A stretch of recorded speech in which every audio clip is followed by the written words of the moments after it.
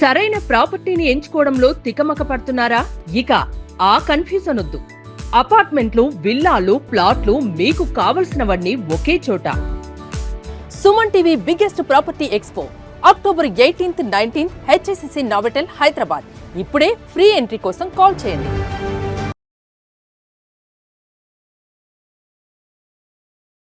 అమ్మా, పండుగ యొక్క విశిష్టత మరొక్కసారి ఈ రోజు పాటించాల్సిన నియమాలు కూడానమ్మా.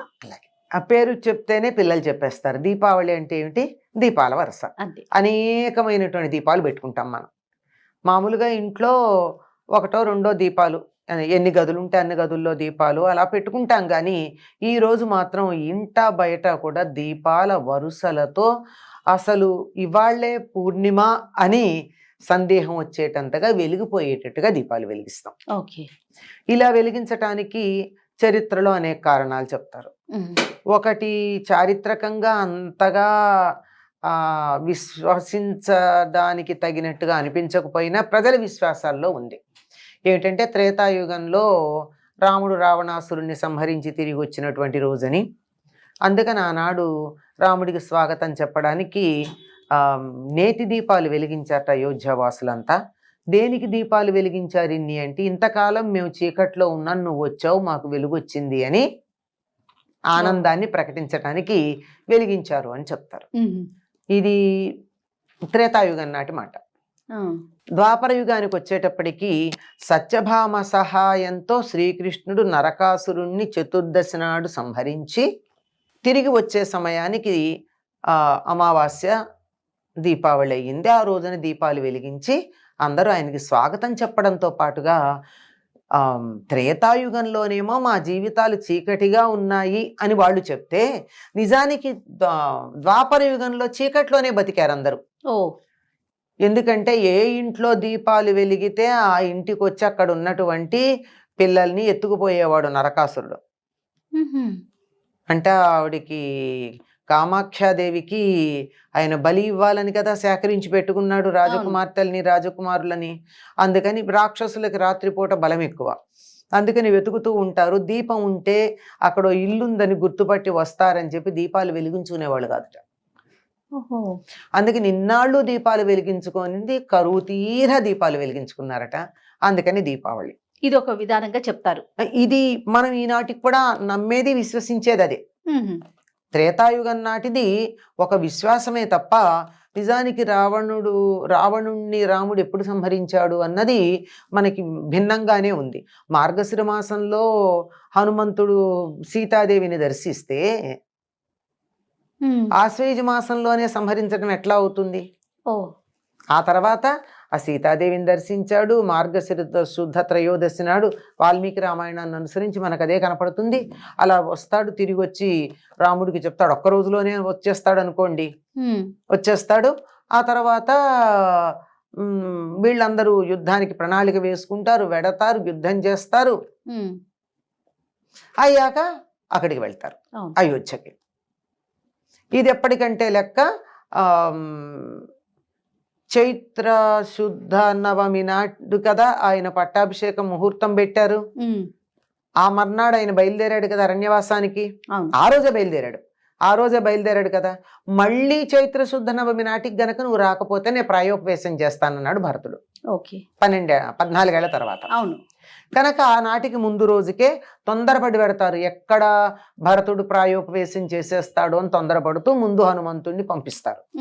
కనుక మరి అప్పటికంటే ఇది కొంచెం ఆలోచించాల్సిందే. ఇది ఏ మహాయుగంలో జరిగిందో తెలియదు. ఉంటాయి కదా తేడాలు, మన్వంతరాల్లో తేడాలు.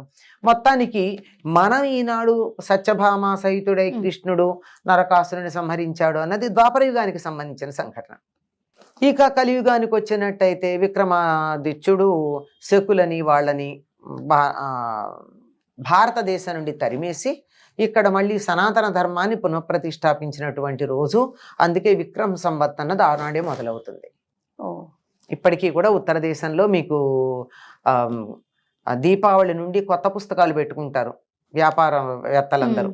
పద్దులు రాసుకోవటానికి, పద్దులు రాసుకునే పద్దుల పుస్తకాలు. ఎందుకు మరి అప్పుడు మొదలు పెట్టుకుంటారు అంటే, వాళ్ళకి సంవత్సరం ఆ రోజుతో పూర్తయిపోయి మర్నాటి నుంచి కొత్త సంవత్సరం మొదలు. అందుకని కొత్త పద్దు కొత్త పుస్తకాలు అంటే అప్పటికి ఆ లెక్క ప్రకారం అది అప్పుడు జరిగిందనమాట. ఇది కలియుగంలో సుమారుగా 2000 సంవత్సరాలకు అటు ఇటుగా జరిగినటువంటి విషయం. ఇంకా అలాగే బౌద్ధులు, జైనులు, దేవతలు అందరూ కూడా చేసుకుంటారు. ఎందుకంటే దేవతలు ఎందుకు చేసుకుంటారంటే ఆ దుర్వాసుని శాపం వల్ల స్వర్గాన్ని విడిచి వెళ్ళిపోయినటువంటి లక్ష్మి, ఆవిడ వెళ్ళిపోవడం వల్ల స్వర్గంలో అందరూ కాంతిహీనులై ఇంద్రుడు కూడా పదవి కోల్పోయి అసలు ఉన్నాడా లేడా అన్నట్టు జీవచ్ఛవంలాగా ఉన్నప్పుడు మళ్ళీ మా గతి ఏమిటి అంటే లక్ష్మీదేవి విష్ణువుని చేరుకున్నప్పుడు అంటాడు.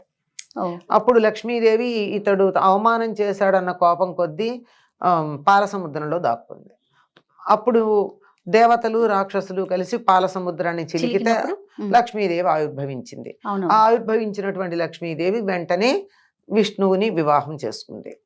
కనుక ఈ దీపావళి నాడు మళ్ళీ దేవతలందరికీ వాళ్ళ వాళ్ళ వైభోగం వాళ్ళకు వచ్చింది గనక దేవతలందరూ కూడా ఈ ఆశ్వయుజ కృష్ణ అమావాస్యని దీపాలు వెలిగించుకుని పండుగలాగా చేసుకున్నారు.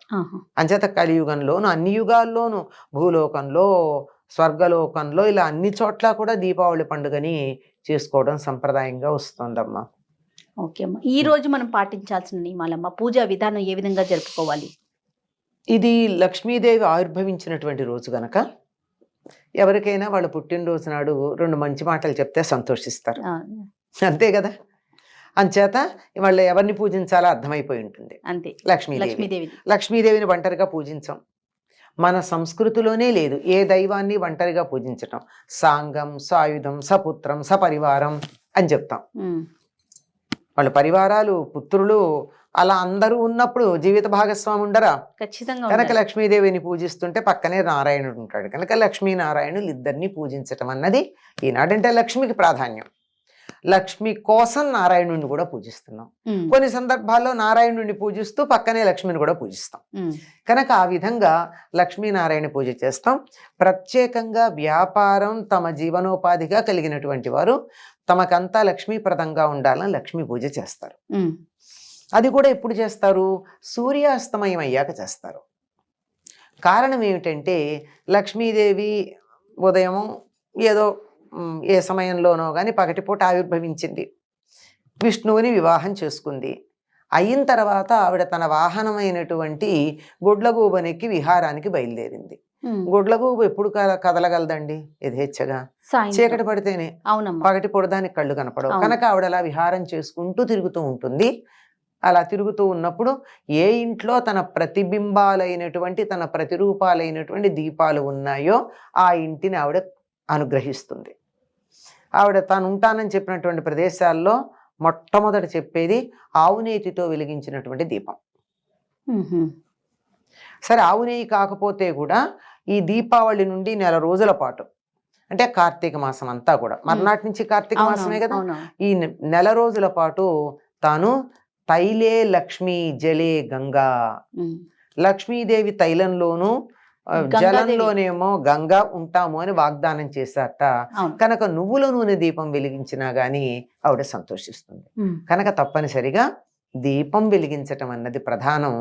మనమేమో దక్షిణ దేశంలో వాళ్ళందరమును పూజలన్నీ ఉదయం చేస్తాం, ఉత్తర దేశీయులంతా సాయంత్రాలు చేస్తారు. వ్రతాలు అవి కూడా మీరు గమనించండి.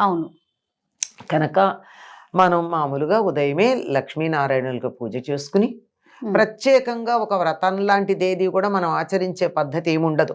అయితే ఈనాడు పితృదేవతలకు సంబంధించినటువంటి తిథి గనక పితృదేవతలకి తర్పణాలు ఇస్తారు. సంప్రదాయం తెలిసినటువంటి వాళ్ళు తర్పణాలు ఇస్తారు. వాళ్ళకి ప్రీతికరమైనటువంటి వస్తువులన్నీ దానం ఇస్తారు.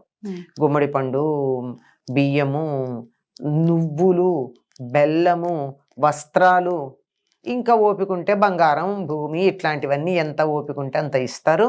ఇలా ఇవ్వడానికి కారణం ఈరోజు పితృదేవతలకు సంబంధించినటువంటి తిథి అవ్వటం ఒకటి. అంతేకాకుండా ఇక పితృయానంలో చివరిలోకి వచ్చేసారు. దక్షిణాయనం అయిపోయి ఇంకా 15 రోజులు పోతే ఉత్తరాయణం వచ్చేస్తుంది. అవును. అందువల్ల ఈ చివరిలో ఉంది గనక వాళ్ళ కాలం అయిపోతుంది గనక చివరికి తమ లోకాలకు తాము వెళ్ళిపోతున్నారు కనుక వాళ్ళని అర్చించుకుంటూ పితృదేవతలకి తర్పణాలు ఇచ్చే పద్ధతి ఉంది. ఇది పితృదేవతలకి తర్పణాలు ఇచ్చే పద్ధతి అని మనకి ఎందుకు అర్థం అవుతుందంటే పితృదేవతారాధన దీపావళిలో మనకు కనపడుతోంది.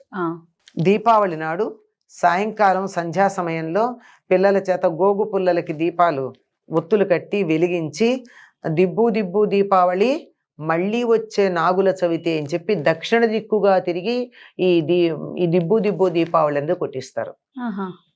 మగపిల్లలు మళ్ళీ ఆడపిల్లలు చేరి పని. మగపిల్లలు కారణం ఏమిటి అదే చెప్తున్నా. వాళ్ళు అలా కొట్టి వచ్చి కాళ్ళు చేతులు కడుక్కుంటారు. కాళ్ళు చేతులు కడుక్కున్నాక అక్కడ నిప్పు రాజేసి ఉంటే దాంట్లో కాస్త సాంబ్రాణి వేసి ఆ పొగ వాసన చూసి అప్పుడు మిఠాయిలు తింటారు. ఆ తర్వాత లక్ష్మీ పూజ చేసి మనం దీపాలు పెట్టుకుంటాం. ఏమిటి అంటే ఇది పితృదేవతలకు సంబంధించింది గనక దక్షిణ దిక్కుకు వైపుకు తిరిగి వాళ్ళని ఆవాహన చేసి వంశోద్ధారకులు మగపిల్లలే గనక వాళ్ళ చేత ఇదిగో మా ఇంటి ద్వారాలు ఇవి, ఇక్కడ మేము మీకోసం ఆవాహన చేస్తున్నాం రండి అని చెప్పి అలా వాటిని కొట్టించి పితృదేవతలకు చేసిన పని కనుక వచ్చి కాళ్ళు కొడుకుంటారు. ఇది పితృదేవత అర్చనకు సంబంధించింది. ముందు రోజు నరక చతుర్దశి రోజున కూడా తెల్లవారుజామున యముడికి తర్పణాలు ఇస్తారు. యమాయ తర్పయామి ఔదుంబరాయ తర్పయామి అంటూ. అంటే ఇదంతా కూడా నరకానికి వెళ్లకుండా ఉండడానికి యముడికి పక్కన ఉండేటటువంటి చిత్రగుప్తుడు, వీళ్ళ చిత్రగుప్తాయ అని కూడా ఉంటుంది అందులో, వాళ్ళందరినీ ప్రార్థించుకుంటూ మమ్మల్ని నీ గుమ్మంలోకి వచ్చే అవసరం లేకుండా మమ్మల్ని రక్షించు అని కాపాడని చేసుకునేటటువంటి పద్ధతి అమ్మా. ఓకే అమ్మ, ఇంకా నైవేద్యాల విషయానికి వస్తే మామూలుగా మనం బూందీ లడ్డు చేసుకుంటాం. ఇది కాకుండా ఇంకేమన్నా పెడతామమ్మా ఆ రోజు దీపావళి రోజు ప్రత్యేకించి చేయాల్సిన నైవేద్యాలు అమ్మవారికి ఏమన్నా ప్రీతిపాత్రమైనవి? అమ్మవారికి ఎప్పుడు కూడా ఆవు పాలతో చేసినటువంటి పరమాన్నం బెల్లంతో చేసింది అమ్మవారికి ఇష్టం. ఎప్పుడు పెట్టినా అమ్మవారికి అది. ఇంకా కూడా శుభప్రదం అని చెప్పి పులిహార లాంటివి చేస్తారు, అంటే పసుపు వేసినటువంటి అన్నం. ఇంకా మిగిలినవన్నీ మన ఇష్టాన్ని బట్టి ఉంటాయి. మా పండగ అంటే ప్రధానంగా ఉండేది పరమాన్నం. అంతే, పరమాన్నం వండితేనే పండుగ కనుక అది ప్రధానం. ఇంకా తర్వాత దీపావళికి చాలా రకాలైనటువంటి పిండి వంటలు చేసుకునే పద్ధతి ఉందమ్మా. ఇది శాస్త్రాల్లో పెద్దగా ఎక్కడా కనపడదు, కానీ ఆచారంలో మాత్రం కనపడుతుంది. మిగిలిన అన్ని పండుగలకి చేసుకున్నా చేసుకోకపోయినా దీపావళికి సంక్రాంతికి పిండి వంటలు చేస్తాం మనం. అవునమ్మా కదా.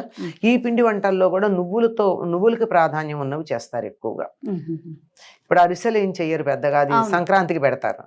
ఇప్పుడు నువ్వులు ఉండలు, మీరు మహారాష్ట్ర గనక వెళ్ళినట్టయితే ఆ నువ్వులకి సంబంధించింది తిల్ అని అమ్ముతూ ఉంటారు. తెల్లగానే ఉంటాయి అవి, పంచదారవి, అందులో నువ్వుల పొడి ఉంటుంది. అవునవును. అది ఎందుకంటే ఇదంతా కూడా శనికి సంబంధించినటువంటి చాలా ప్రత్యేకతలు ఉన్నాయి. శనికిను దీనికి చాలా సంబంధం ఉంది. అందుకని ఆ నువ్వులతో కలిసినటువంటివి చేసేది ఒక పద్ధతి ఉంది. అంతే, అంతకన్నా మన ఇష్టం.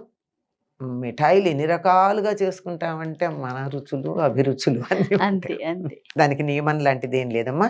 కొత్త బట్టలు కట్టుకోవడం, పీడ పోయింది అని ఒక పెద్ద ఒక ఇదనమాట. అందుకని పీడాకాలం అయిపోతుంది అని చెప్పుకోవడానికి. రైట్ అమ్మా, మరొకసారి దీపావళి శుభాకాంక్షలు. అందరికీ కూడా దీపావళి శుభాకాంక్షలు అమ్మా. జీవితాలు వెలుగులతో నిండాలి. సంతోషం. నమస్తే.